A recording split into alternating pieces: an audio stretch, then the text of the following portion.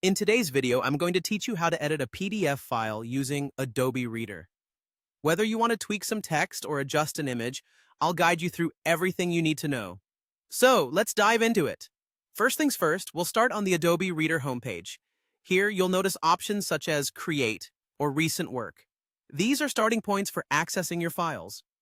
For this demonstration, we'll focus on recent work, which means we'll be picking up a PDF file you've been working on before, or one you've recently opened.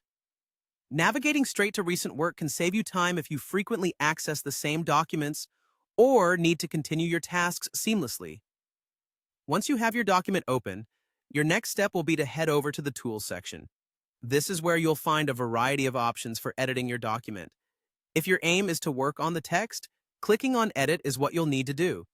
This handy feature allows you to change the text's font and its size, which is particularly useful if you're aiming for a specific look or need to make things more readable. Remember, clear and concise text style can impact the effectiveness of your document, so feel free to play around with different font styles and sizes to find what best suits your needs. Now, let's talk about images. Adobe Reader's capabilities aren't limited to text editing alone. If your PDF file contains images that you need to modify, you're in luck.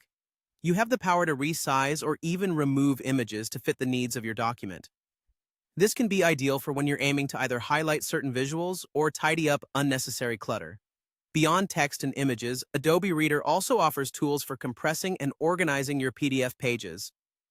This feature is particularly advantageous when dealing with large documents. Compressing and organizing helps ensure your files remain manageable and easier to share, especially if you're sending them over email or uploading them to cloud storage. Finally, don't hesitate to spend some time exploring the various features that Adobe Reader offers. You might discover functionalities that you weren't aware of, but could greatly benefit your workflow. The software is designed with versatility in mind, making it a powerful tool for personal and professional use. Thank you for watching.